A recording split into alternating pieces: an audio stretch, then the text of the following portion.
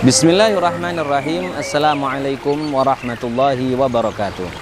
Alhamdulillahirabbil alamin. Allahumma shalli wa sallim wa barik ala sayyidina Muhammadin wa ala alihi wa sahbihi ajmain. Para kaum muslimin yang dimuliakan oleh Allah Subhanahu wa taala, salah satu anugerah yang Allah Subhanahu wa taala berikan kepada kita semua kaum muslimin adalah kita diberikan kewajiban untuk menunaikan zakat dari harta yang kita miliki. Zakat bukan hanya merupakan sebuah ibadah yang berisi perintah-perintah yang harus kita jalankan saja dari Allah Subhanahu wa taala, tetapi zakat juga ternyata memiliki fungsi yang sangat baik, khususnya dalam membina hubungan sesama manusia. Jika sholat merupakan ibadah yang Allah Subhanahu wa taala peruntukkan membina hubungan seorang muslim dengan Tuhannya Allah Subhanahu wa taala, maka zakat merupakan sebuah perintah yang juga berisi untuk menjaga hubungan antara seorang muslim dengan saudaranya sesama muslim. Oleh karena itulah sejak zaman para anbiya terdahulu, zakat sudah diwajibkan dalam syariat-syariat mereka. Sampai datang kepada Rasulullah Sallallahu Alaihi Wasallam, zakat ini juga merupakan sebuah kewajiban yang harus ditunaikan. Zakat merupakan rukun di antara 5 rukun Islam, sehingga hukumnya adalah wajib. Bahkan ketika Khalifah Abu Bakar As-Siddiq diangkat menjadi khalifah menggantikan Rasulullah Sallallahu Alaihi Wasallam, salah satu tugas utama beliau yang beliau laksanakan adalah memerangi orang-orang yang tidak mau membayar zakat. Sehingga ini menunjukkan betapa tegasnya Islam dalam pelaksanaan kewajiban yang sangat penting ini. Bahkan sampai-sampai orang yang tidak mau untuk menjalankannya diperangi sehingga mereka mau membayarkan zakat itu. Kaum muslimin yang dirahmati oleh Allah Subhanahu wa taala, zakat tentu memiliki tujuan yang sangat agung. Di antara tujuan agung dari zakat itu adalah untuk menyucikan jiwa maupun harta yang kita miliki. Dari sisi penyucian jiwa, zakat memiliki fungsi untuk membersihkan kotoran-kotoran yang mungkin kemasukan dari barang-barang yang haram di dalam diri kita. Kita sehari-hari mengkonsumsi berbagai jenis makanan yang mungkin kita rasakan dari awal kita kira barang-barang tersebut adalah barang-barang yang halal. Mungkin ada sedikit tercampur dengan barang yang haram, ada barang yang syubhat, sesuatu yang tidak kita inginkan ternyata masuk ke dalam tubuh kita. Kita tidak bisa menghilangkannya. Bagaimana cara kita menghilangkan kotoran tersebut? Salah satunya adalah dengan kita melakukan atau membayar zakat tersebut. Dengan zakat maka tubuh kita akan dibersihkan oleh Allah Subhanahu wa taala. Jiwa kita akan dibersihkan oleh Allah Subhanahu wa taala. Kebersihan jiwa ini merupakan penentu utama atau pondasi utama seseorang untuk mencapai ibadah yang baik, ibadah yang khusyuk, ibadah yang paripurna kepada Allah Subhanahu wa taala. Yang kedua, zakat juga menyucikan harta kita. Kita tentu dalam kehidupan sehari-hari sudah berusaha mencari rizki dengan cara yang benar, cara yang halal. Baik caranya maupun harta yang kita kumpulkan, kita selalu berusaha untuk mencari dengan cara-cara yang dibenarkan oleh syariat kita. Tetapi kadang-kadang mungkin ada sesuatu yang masuk atau sesuatu yang kita kerjakan itu mungkin tidak diridhai oleh Allah Subhanahu wa taala, atau sesuatu yang sifatnya masih syubhat, sesuatu yang mungkin diperdebatkan oleh para ulama, tetapi lebih berat dia kepada sesuatu yang haram, sehingga apa yang kita dapatkan tersebut atau yang kita lakukan itu juga tercampur sesuatu yang haram sementara kita tidak kita inginkan.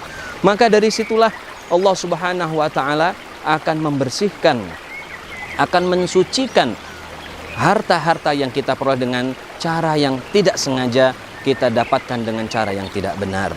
Adapun harta yang didapatkan dengan cara yang memang tidak sesuai keinginan Allah, dengan cara melanggar perintah Allah, sehingga caranya dan hasilnya pun menjadi haram, maka harta seperti ini tidak bisa dizakati karena memang dia aslinya atau intinya memang sudah haram. Harta-harta yang seperti ini dibersihkan dengan mengembalikannya kepada si pemiliknya. Karena setiap harta yang haram pada hakikatnya adalah harta itu bukan milik kita, tetapi milik orang lain yang kita paksakan harta itu datang kepada kita dengan cara kita yang salah, atau dengan kegiatan ucapan-ucapan kita yang sengaja kita ambil untuk mendapatkan harta itu. Maka penyucian diri kita dan harta kita dari harta yang haram adalah dengan mengembalikan harta itu kepada pemiliknya masing-masing. Hadirin rahimakumullah, apa yang baru saya sampaikan berkaitan dengan penyucian ini merupakan penegasan dari apa yang Allah Subhanahu wa taala sampaikan di dalam Al-Qur'an. Di dalam surat At-Taubah ayat 103 Allah berfirman, "Khudz min amwalihim shadaqatan tutahhiruhum wa tuzakkihim biha." Di dalam ayat ini Allah menegaskan bahwa zakat yang diambil dari kita hakikatnya fungsinya adalah untuk kebaikan diri kita sendiri, untuk membersihkan jiwa kita, untuk membersihkan harta kita, sehingga diri kita ini benar-benar bersih lahir batinnya. Bukan hanya hubungan kita kepada Allah bersih, tetapi diri kita juga bersih dari harta-harta yang kita dapatkan dari luar. Kaum muslimin rahimakumullah, zakat di zaman modern seperti ini telah menunjukkan dan membuktikan bahwa mampu atau pengelolaan zakat yang baik mampu untuk memberikan kesejahteraan yang sangat luar biasa kepada kaum muslimin. Baik, kita bayangkan orang-orang kaya yang kemudian menyisihkan hartanya untuk zakat. Selain tentu mereka mengeluarkan sedekahnya, zakat itu akan dikumpulkan, dikelola untuk memberikan bantuan kepada orang-orang fakir miskin. Dan di dalam Islam, seorang yang mendapatkan zakat bahkan dianjurkan untuk diberikan sampai ia keluar dari kemiskinannya itu.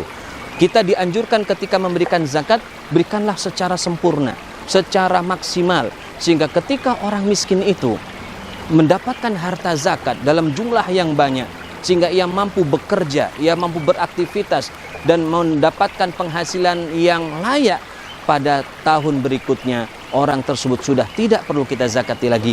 Bahkan mungkin orang yang menerima zakat di tahun ini, tahun depan dia akan mampu memberikan zakat kepada saudara yang lain.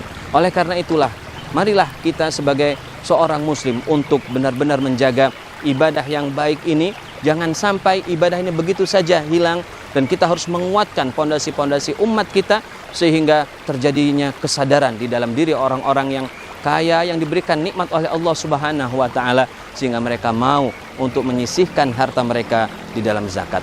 Tentu saja hadirin rahimakumullah, sekadar zakat tentu tidaklah cukup untuk membuat diri kita tinggi posisinya, derajatnya di sisi Allah Subhanahu wa taala. Kita juga perlu mengembangkan dengan ibadah sedekah yang lain, sedekah-sedekah yang sunnah. Zakat merupakan sedekah wajib karena dipaksakan pada sebuah harta yang sudah selayaknya dikeluarkan hak-hak orang miskin.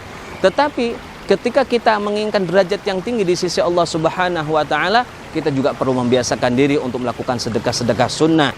Kita berinfak, kita membantu sesama kaum muslimin khususnya yang membutuhkan.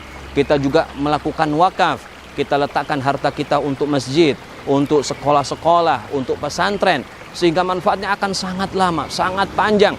Pahala yang kita dapatkan pun juga sangat banyak. Inilah yang akan menaikkan atau menjadikan derajat seseorang jauh lebih tinggi dari sekedar orang yang hanya membayar zakat. Zakat merupakan kewajiban yang sangat mendasar, dan semua bangunan yang berdiri di atas pondasi zakat itu akan didapatkan ketika seseorang melaksanakan sedekah-sedekah yang lain. Hadirin rahimakumullah, demikianlah sedikit tausiah yang saya sampaikan, semoga bermanfaat bagi kita semua. Wallahu ta'ala a'lam. Wassalamualaikum warahmatullahi wabarakatuh.